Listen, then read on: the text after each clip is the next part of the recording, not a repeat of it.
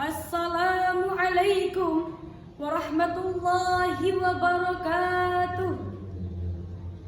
Alhamdulillahilladzi an'ama 'alaina bi ni'matil iman wal islam. Assalatu wassalamu ala khairil imam wa ala alihi wa sahbihil kiram.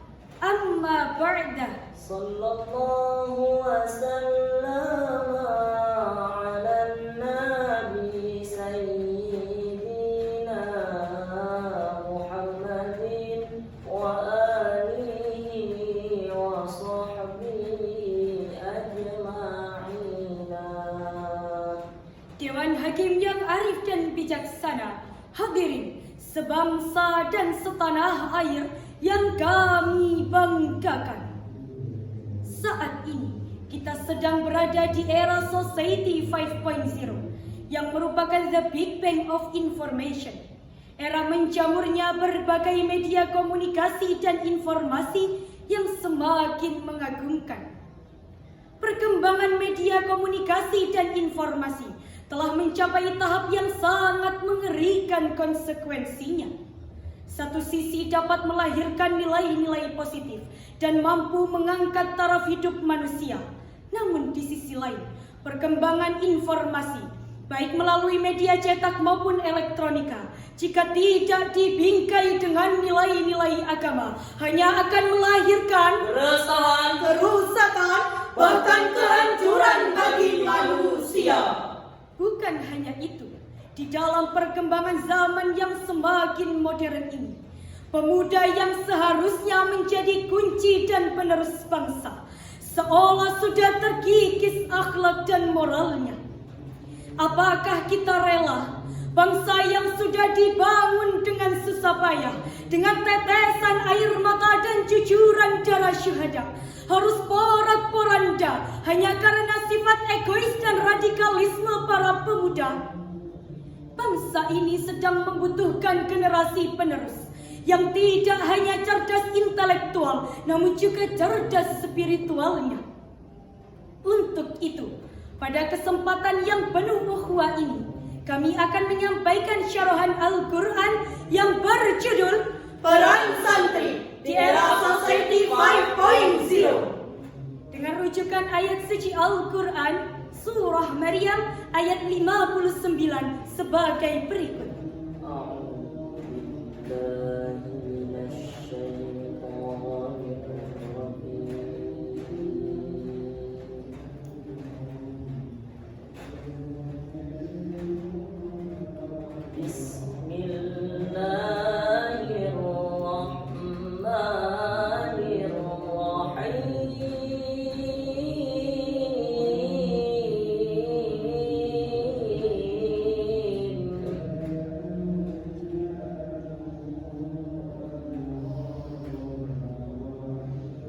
فخلف من بعدهم خلف أضاعوا الصلاة واتبعوا الشهوات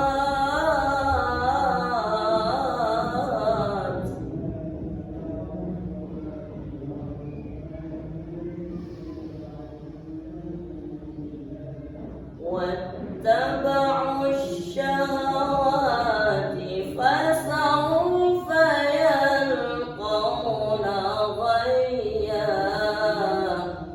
Hamba berlindung di bawah kuasa-Mu ya Allah dari usikan syaitan yang terkutuk. Dengan menyebut asma-Mu ya Allah yang Maha Pengasih lagi Maha Penyayang. Kemudian datanglah setelah mereka pengganti yang mengabaikan salat dan memperturuti hawa nafsunya. Maka mereka kelak akan tersesat. Hadirin yang berbahagia, Profesor Dr. Wahbah Az-Zuhairi di dalam kitab tafsirnya Al-Wajiz menjelaskan bahwasanya sesudah mereka akan hadir pengganti yang menyia-nyiakan salat dan memperturuti hawa nafsunya seperti berzina dan meminum khamr. Maka mereka kelak akan menemui kesesatan dan balasan keburukan. Perhatian Islam yang besar terhadap pemuda menunjukkan bahwasanya masa muda merupakan masa yang paling penting dan yang paling berharga. Seiring dengan ungkapan Bapak Proklamator Indonesia, Insinyur Soekarno, berikan aku 1000 orang tua, niscaya akan kucabut gunung Semeru dari akarnya. Berikan aku 10 pemuda, niscaya akan kugoncangkan dunia. Pernyataan tersebut memberikan penjelasan mengenai pentingnya kedudukan pemuda sebagai agent of change dalam pembangunan bangsa. Karena di dalam perkembangan teknologi, melalui aktivitas pemudalah bangsa Indonesia mampu menyesuaikan diri dengan perubahan teknologi agar tidak menjadi bangsa yang tertinggal. Namun hadirin, Kompas.com melansir pada tanggal 17 Januari 2023, sebanyak 125 anak di Ponorogo mengajukan dispensasi menikah karena hamil di luar nikah. Belum lagi, sepanjang tahun 2021 sampai tahun 2022 tercatat sebanyak 51.000 kasus menikah di usia dini. Kami ulangi sekali lagi, 51.000 kasus, bukan 51 kasus. Tidak sampai di situ hadirin. Akhir-akhir ini kekerasan sadis semakin merajalela. Tontonan magis mitologis semakin membudaya. Hiburan erotis seksual liberalis semakin makmur, membaur bahkan menjamur di tengah-tengah kehidupan bangsa. Na'udzubillahi min dzalik. Indonesia benar-benar membutuhkan generasi penerus yang berakhlakul karimah. Lantas, siapakah yang mampu menjadi generasi penerus yang tidak hanya cerdas intelektual namun juga cerdas spiritual? Saat ini, santri Indonesia sedang digadang-gadang menjadi mata air peradaban dunia. Di dalam peradaban dunia, santri adalah pelopor para pemuda agar mampu membawa bangsa Indonesia berperan sebagai aktivis di kancah dunia. Di era Society 5.0 dibutuhkan sumber daya manusia yang unggul dan berdaya saing tinggi. Untuk itu, santri dituntut untuk memiliki beberapa keahlian. Yang pertama, leadership. Santri dituntut untuk mampu menjadi pemimpin setidaknya untuk dirinya sendiri. Yang kedua, language skills. Di era ini sudah tidak ada lagi batasan berkomunikasi lintas negara. Yang ketiga, IT literacy. Santri harus memiliki keinginan untuk meningkatkan ilmu pengetahuannya melalui internet. Dan yang terakhir, writing skills. Santri mampu menularkan inovasi dan pemikiran barunya yang bermanfaat bagi masyarakat di era Society 5.0. Hadirin rahimakumullah. Lantas, apakah dunia mampu bertahan dengan segala konsekuensi, revolusi dan teknologi di masa yang akan mendatang?